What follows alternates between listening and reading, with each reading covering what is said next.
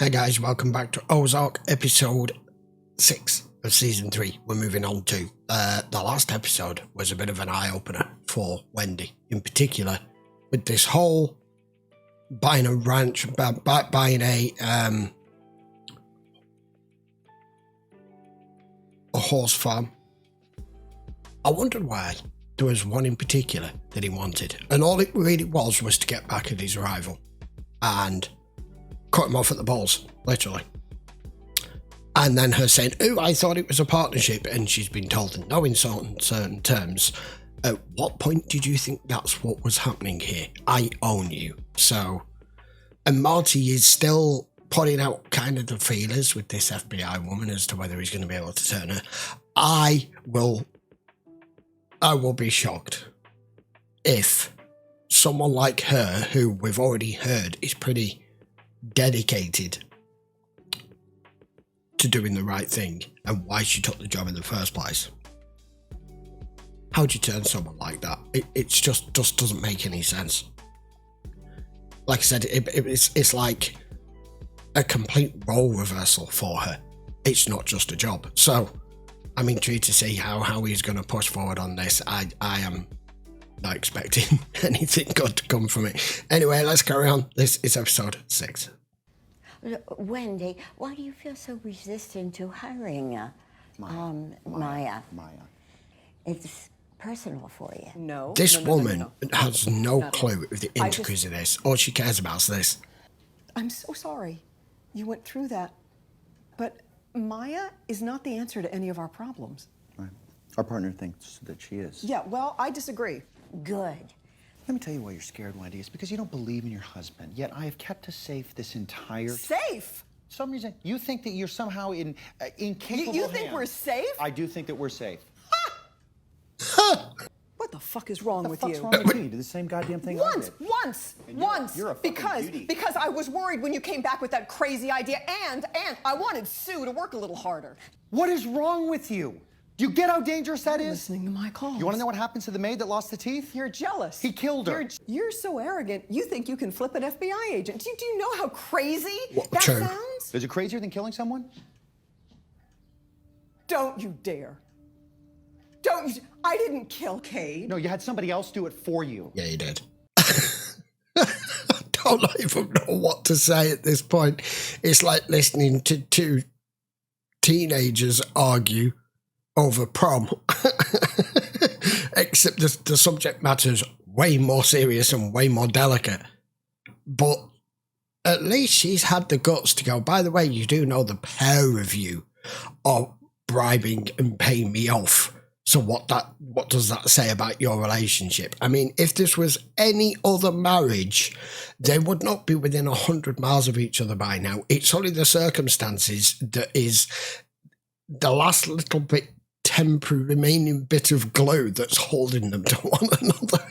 You're an ungrateful You prick. did exactly what you wanted to do, and you always have. That is not true. Gary, Navarro, how much money do you want?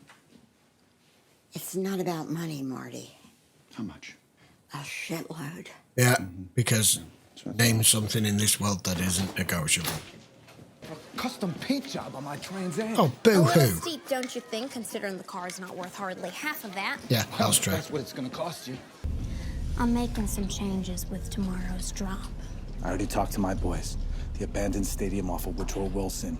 It's quiet. No, the drive-in in Branch. Got it? I should probably let you know. Marty and I are taking some time apart. Well, you haven't really discussed it, have you? What kind of a fight? A big one. You're not splitting up, I hope. No. I don't think that's No, I an don't know. option. What do you want, Darlene? I replanted my crop.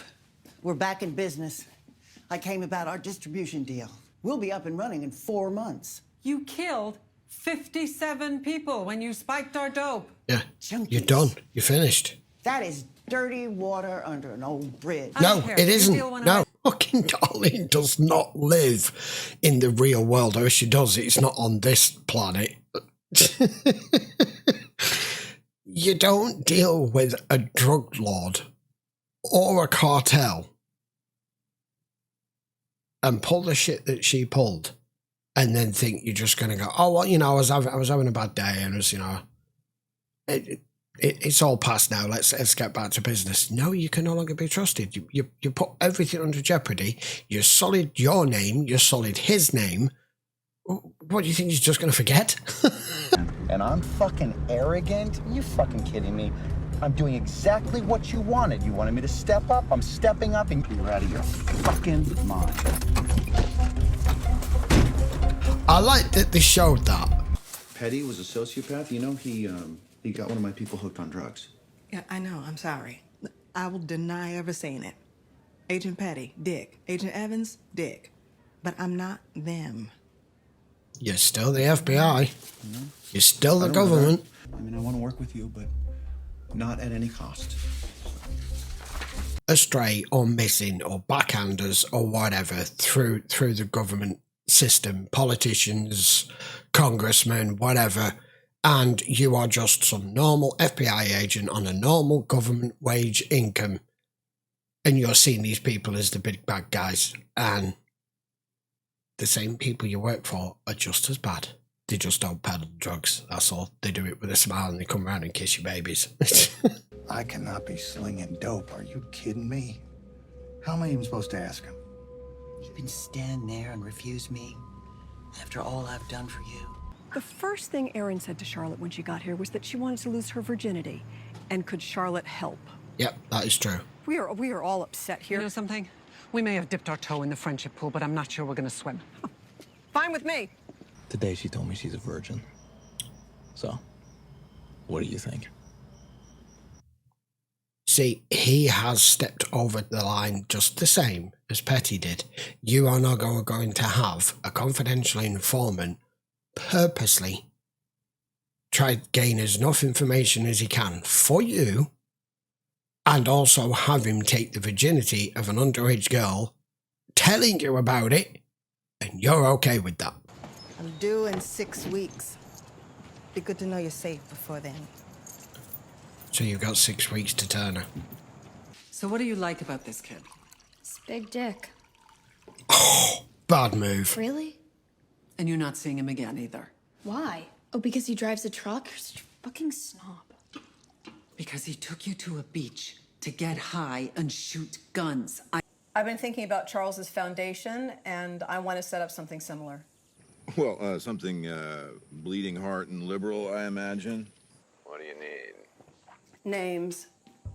Anyone who turned down Charles, I suppose. Well, that's a short list. Donors and politicians? Yeah.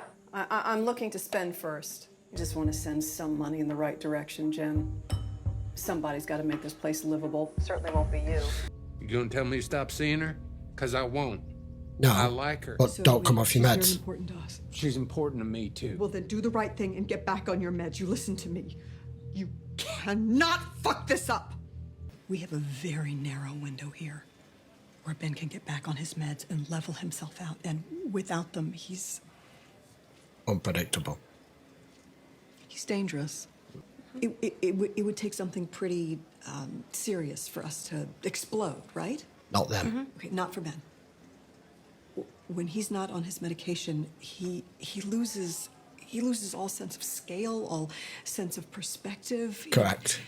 His judgment is completely impaired. Yeah, that's what it does to you. And there is no point in trying to figure this out. There's no logic to it. I understand Wendy warning her off here because obviously she's never experienced or dealt with anybody with a serious bipolar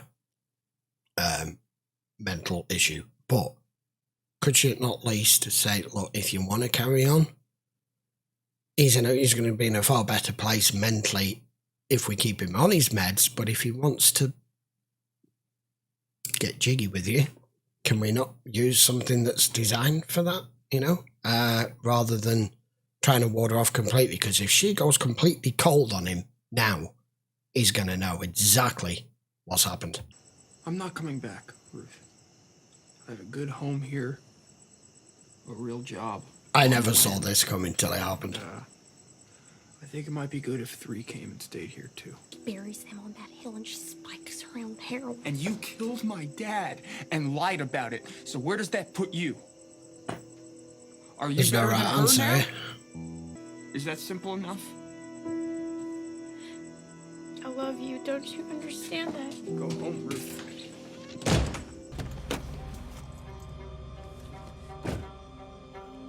I just checked. It's not us. Oh, it's not them. Then who the fuck is it then? Yeah, who is it? I don't know, but it's not us. There's an alleyway, so there must be. Use it. Go inside. 5 minutes. Nelson Yeah. will pick you up and take you home. Yeah. I'll ruin his fucking life. Hey. Hey. No, you didn't. And you don't know the details. I No. I fucked it all up. Don't give him more. I might as well put him in that psycho's bed. Who's following you? I don't know, but I gotta spend the night here. Don't know. Well, I'll leave then. You can't. No, you can't. Helen's orders. Wendy, I don't want this any more than you do. Come to the bedroom. Take the bed. I'll throw some cushions on the floor. It's fine. So it's over. It's a house made of windows. So nothing happened. Funny. They led us into a false sense of security there that something was coming. 3 SUVs left early this morning. They were going north, and Helen seems to think that they're headed to Chicago, so we're all clear. The mob? So that's it? Seems like it. 3 miles, about. You want to take a drive with me? Oh, no. I'm grounded. So? She's like 2 miles ahead. You better not fuck with her. Oh, he's tracking Ruth. Okay. Maybe it was right for him to have a bad feeling about this. You fuckers gonna make me walk all the way over there? Yep. I've got a really bad feeling. Here come the 3 SUVs. They're gonna end up dead. Shit.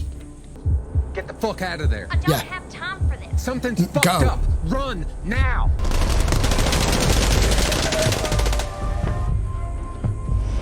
Thank God she was around the corner. Rival, cartel, are they over here doing this? Because they know it's his money.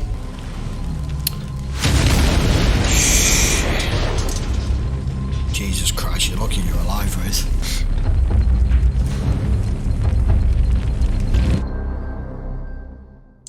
Good ending.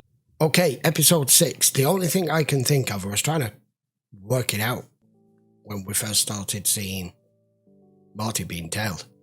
But it was just 1 SUV, but there was 3. So when they had him go out the back and they sent him home, they obviously were carried on tracking him, and the whole night went by with nothing happening, which I thought it was going to. I thought it was going to come to his door, which it didn't. They were just tracking him. And obviously Helen's ascertained that there was 3 of them. But had he not just done what he did with Jonah and driven out there with the drone, Ruth would be dead. Well, no question of a doubt. And their stupid arrogance at parking across to the side of the parking lot and leaving her hidden behind the advertising hoarding is what shielded her. Jesus. This is the only thing I can think of, is if it's not the mob, it has to be Navarro's rival that's gotten guys over here, and this is their response. That they're hitting him over here to take down, they're hitting him at home as regards men and resources, but they're hitting him where it hurts the most, which is his laundering money over here. Maybe that's why they tracked Marty first, to make sure that they've got the right guy in the right area in the right place. Shit. That episode a lot was about relationships. We don't know what he's like when he's off his medication, but as I mentioned before, we are currently working our way through Homeland as well on Patreon. And if you're watching this on YouTube right now and you do want to watch that, you can always jump over on Patreon and you can check out my Homeland over there. That was a nice quick little plug. Carrie's the same. They turn something minuscule into something completely disproportionate and completely lose it over nothing. And then when something big can happen, they can make nothing of it. There's, like she said, she described it accurately. There's no scale and there's no understanding of the outcome and consequences to their actions. They just focus on that one thing and they just go nuclear. And he's a guy that can handle himself. We've already seen he can. That's why I think she's saying, like, he's dangerous to himself and to others. And with all the information that he now has to hand on Ruth and his whole family and everything, it could blow up in their face. I can understand the conversation she had with Ruth to go, look, you need to understand just what he's like. He's a perfectly nice guy, but off medication, he's completely unpredictable. And we all know why he came off it. It was literally just so he could have some sexy time with Ruth, which he did in the end because he's come off it. As regards Wendy and Marty, I mean, the whole episode started with them screaming at each other like a couple of teenagers and blaming each other for what they've done when they've both kind of precisely done the exact same thing. However, Helen has made no certain terms, well, you might be able to separate and things going as it is, but you're not breaking up, i.e. you're not allowed to break up. This has to continue as it is. This is a business arrangement. So even if the wife and the husband marriage is over, it's still a wife and husband marriage to everybody else. I don't care. But that guy's now dead, who was the dick who was, I think he was there, I'm sure he was there, who would have gotten her, close to her daughter. Something's gonna happen with her daughter. I don't know what it's gonna be. At least it's not gonna be him impregnating her now. And we didn't really get to see much of the casino. We didn't really get to see much of Marty trying to pressure the FBI woman into anything in particular. And like she said, she's only got 6 weeks before she's gone. So there you go. I guess we'll find out the next episode just precisely what that hit was and why and who. But I thoroughly enjoyed that episode. It was quite a slow burn one, but like I said, it was a lot of it was relationship based. And Ruth has now come to the understanding that, as far as she's concerned, she's pushed Wyatt into Darlene's bed with what she revealed to him, and that she's dead to him now. That's a weird setup. That's going to blow up. And Darlene thinking she can just replant her poppies and everything just go back to normal after you killed almost 60 people and you took your whole business and torched it, literally, by making it that your product's unreliable, you're unreliable, you're untrustworthy, you made Navarro look bad. And, oh, well, we had a deal. Yeah, well, we did have a deal when you were in it as a business, not when you turned it into your own personal vendetta, which is precisely what she did. Crazy. Right, I will be back for episode 7 next week. If you want to watch this full length, as I was mentioned before, just check the link in the description. You can go watch it over on Patreon. If you enjoyed the video, guys, please give it a thumbs up. And if you haven't already subscribed, I would appreciate a quick click on the sub, and I will see you for episode 7 next week. Take care.